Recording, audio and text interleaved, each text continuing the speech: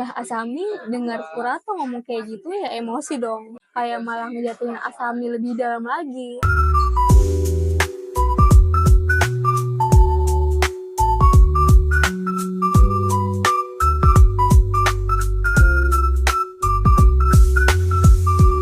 Halo homies, welcome back on my YouTube channel. Pada pembahasan review buku kali ini, special edition, karena gue lagi ada di salah satu cafe di daerah Cibinong, Bogor. Nama kafenya yaitu Nukamari Coffee and Eatery. Di sini tempatnya comfy banget buat nongkrong atau mau WFC. Makanannya juga enak-enak dan masih terbilang affordable. Kisaran harga 35.000 sampai 50 ribuan. Buat via homies yang tinggal di sekitaran Cibinong, Bogor, atau lagi mampir di Cibinong, boleh banget mampir ke sini ya.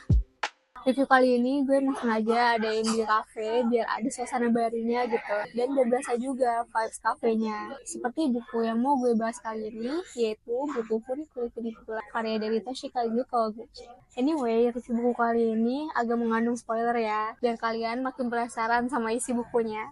Sebelum lanjut, jangan lupa buat via homies subscribe channel gue, kasih likes, dan jangan lupa nyalain notifikasi biar selalu update sama video terbarunya. Oke, kita lanjut.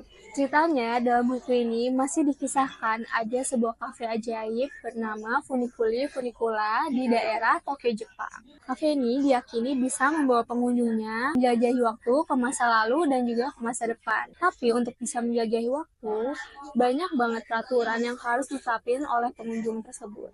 Di antara lain, orang yang mau ditemui harus berada di kafe tersebut sesuai dengan waktu yang udah ditentukan. Lalu, kenyataan di masa kini nggak akan bisa diubah seberusaha apapun saat mengunjungi masa lalu maupun masa depan. Lalu, untuk bisa menjelajahi waktu, pengunjung tersebut harus duduk di kursi spesial, dan kursi itu hanya satu, yang udah didudukin oleh wanita bergaun putih. Lalu saat udah mengunjungi waktu yang ditentukan, pengunjung nggak bisa beranjak dari kursi tersebut. Dan yang terakhir, mereka bisa menjelajahi waktu dalam waktu yang sangat singkat, yaitu sebelum kopinya dingin.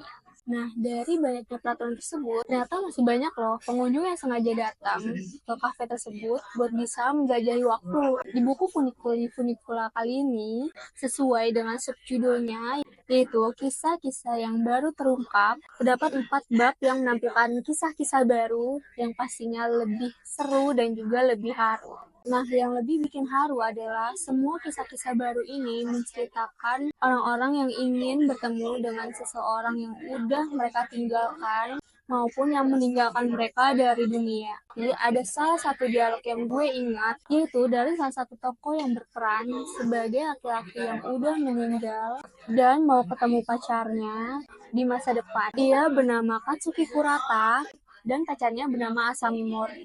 Long story short, ada waktu di mana Asami Mori sedang dalam waktu terpuruknya karena bayi yang ia kandung mengalami keguguran. Asami merasa nggak pantas buat bahagia saat ditinggalin sama bayinya karena dia pikir keguguran yang dia alami disebabkan oleh dirinya. Meskipun dia udah banyak cerita ke keluarga atau ke kerabat terdekatnya, tapi tetap aja dia nggak bisa nyingkirin kesedihan itu. Nah, tiba-tiba Kurata datang bak malaikat penyelamat.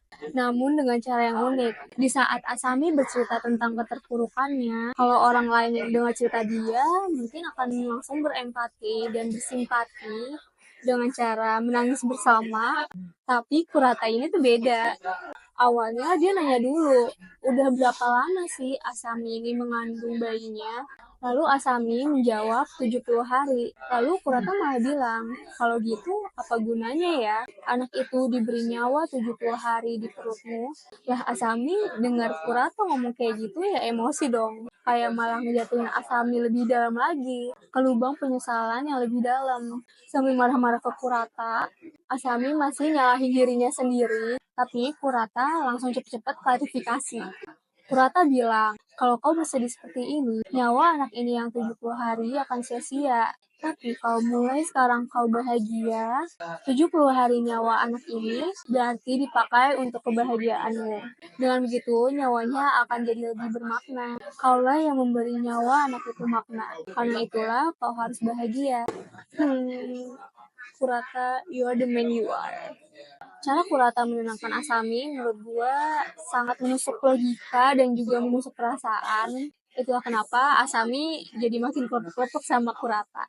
Selain kisah-kisah yang udah gue sebutin, ada salah satu kisah yang akan menjawab rasa penasaran kalian pada wanita bergaun putih yang duduk di kursi spesial itu. Kisahnya emang gak dibuat bab khusus, tapi kisah ini nyambung sama salah satu pengunjung yang menjelajahi waktu buat ketemu sama istrinya di masa lalu. Gue awalnya emang penasaran sih, dari pas gue baca buku Funicula part 1. Kira-kira siapa sih wanita bergaun putih ini? Kira-kira ada hubungan spesial apa dia sama tokoh utama di dalam buku ini? Dan pada akhirnya semua itu terjawab di part kedua. First impression gue dari buku ini lagi-lagi dari cover bukunya.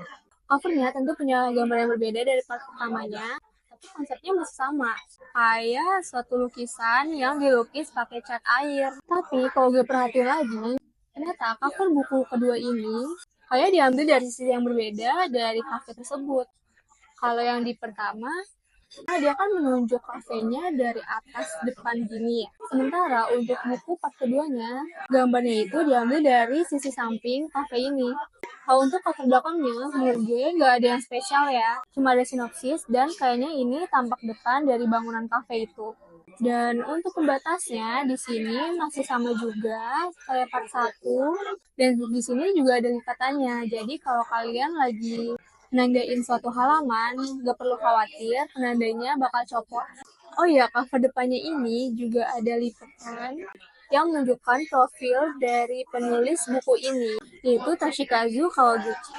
Kesimpulan dari review buku Funicula yang berjudul kisah-kisah yang baru terungkap, sangat recommended buat via homies yang suka genre fantasi, khususnya untuk time travel. Buku part kedua ini juga membawakan cerita yang fresh, terdapat tambahan tokoh utama baru, yang pembawaannya juga jadi ada lucunya. Dan disarankan buat kalian yang baru mau membaca series Funicula, baca dari buku pertamanya ya. Karena tokoh utama dari buku ini ceritanya nyambung gitu sama part pertama. Jadi biar kalian gak bingung untuk alurnya. Oke, sekian review buku dari gue. Makasih banyak buat via homies yang udah nonton video ini sampai akhir. Nah, buku Funicula ini masih ada series terakhirnya loh. Jadi stay tune terus di review buku selanjutnya, yaitu Funicula part 3 ya.